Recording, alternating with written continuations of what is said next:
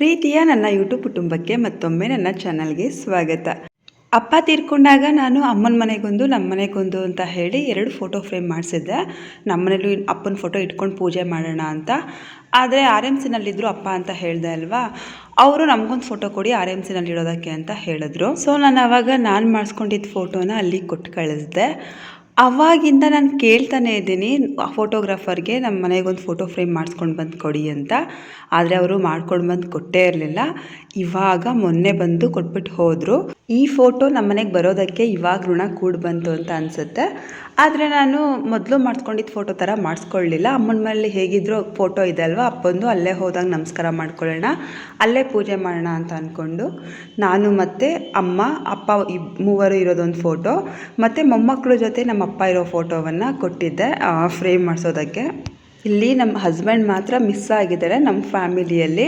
ಅವ್ರು ಅಪ್ಪನ ಜೊತೆಗಿರೋ ಫೋಟೋ ಅವ್ರದ್ದು ಇರಲಿಲ್ಲ, ಅದರಿಂದ ಅವ್ರದ್ದು ಇಲ್ಲ. ಆದರೆ ಬೇರೆ ಫ್ಯಾಮಿಲಿ ಫೋಟೋ, ನಮ್ಮ ಫ್ಯಾಮಿಲಿ ಫೋಟೋಲಿ ಒಂದು ಫ್ರೇಮ್ ಮಾಡಿಸಿದ್ದೀನಿ, ಅದಿದೆ. ಇದು ಅಪ್ಪಂಗೆ ನಾನು ಗೃಹ ಪ್ರವೇಶದಲ್ಲಿ ತೆಗೆದುಕೊಟ್ಟಿದ್ದ ಶರ್ಟು. ಕೊನೆಯದಾಗಿ ಅದೇ ಶರ್ಟ್ನಲ್ಲಿ ನಾವು ಫೋಟೋ ಫ್ರೇಮ್ ಕೂಡ ಮಾಡಿಸ್ಕೊಂಡಿರೋದು. ಅಮ್ಮನ ಮನೇಲಿರೋ ಫೋಟೋ ಫ್ರೇಮ್ ಕೂಡ ಅದೇ ಬಟ್ಟೆನಲ್ಲಿರೋದು. ಅಪ್ಪಂಗೆ 3 ಮೊಮ್ಮಕ್ಕಳಲ್ಲಿ ಶಾರುಖ್ ಕಂಡ್ರೆ ತುಂಬಾ ಇಷ್ಟ. ಶಾರುಗೂ ಅಷ್ಟೇ ನಮಗಿಂತ ಅವ್ರ ತಾತನ ಕಂಡ್ರೇ ತುಂಬ ಇಷ್ಟ ಇತ್ತು. ಅದಕ್ಕೆ ಅವಳ ಕೈಯಲ್ಲೇ ಓಪನ್ ಮಾಡಿಸ್ದೆ. ಇವತ್ತು ಶಾರುಗೆ ಸ್ಕೂಲ್ನಲ್ಲಿ ಫ್ರೆಶರ್ಸ್ ಡೇ ಇದೆ. ಅವಳೇನು ಪ್ರೋಗ್ರಾಮ್ ಕೊಡ್ತಿಲ್ಲ, ಈಗ ಹೊಸ್ದಾಗಿ ಸೇರ್ಕೊಂಡಿದ್ದಾರಲ್ವ, ಸೊ ಆ ಮಕ್ಕಳದೆಲ್ಲ ಪ್ರೋಗ್ರಾಮ್ ಇದೆ. ಇದರ ಜೊತೆಗೆ ಮತ್ತೊಂದು ಖುಷಿ ವಿಚಾರ ಏನು ಅಂತ ಹೇಳಿದ್ರೆ, ನನ್ನ ಚಾನಲ್ ಇವಾಗ 2000 ಕುಟುಂಬಗಳ ಪ್ರೀತಿಯನ್ನು ಪಡೆದುಕೊಂಡಿದೆ. ತುಂಬಾ ಖುಷಿ ಆಗ್ತಿದೆ. ನಾನು ಇಲ್ಲಿವರೆಗೆ ಬರೋದಕ್ಕೆ ತುಂಬ ಕಷ್ಟಪಟ್ಟಿದ್ದೀನಿ. ಅದರಿಂದ ಥ್ಯಾಂಕ್ ಯು ಸೋ ಮಚ್ ಎಲ್ಲರಿಗೂ. 2000 ಸಬ್ಸ್ಕ್ರೈಬರ್ಸ್ ಆದ ಖುಷಿಗೆ ನನ್ನ ಮಗಳು ಇವತ್ತು ಪುರಿ ಉಂಡೆ ಮಾಡ್ಕೊಡ್ತೀನಿ ಕಣಮ್ಮ, ಮನೆಯಲ್ಲಿ ಸಿಹಿ ಮಾಡ್ತೀನಿ ಅಂತ ಹೇಳಿದ್ಲು.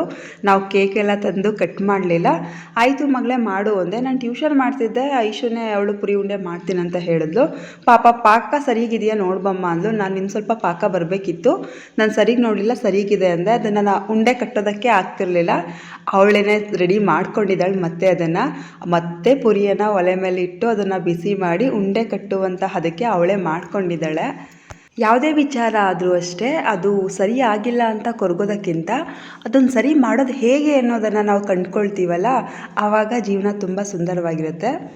ಇದುವರೆಗೂ ನೀವು ನಾನು ಕಷ್ಟದಲ್ಲಿದ್ದ ಜೀವನವನ್ನು ನೋಡಿದ್ದೀರಾ, ನಾನು ಯಾವಾಗಲೂ ನಗ್ನಗ್ತಾ ಇರೋದನ್ನು ನೋಡಿದ್ದೀರಾ. ಏನೇ ಕಷ್ಟ ಆದರೂ ಯಾವಾಗಲೂ ನಗ್ನಗ್ತಾ ಇರಬೇಕು ಅನ್ನೋದೇ ನನ್ನ ಆಸೆ.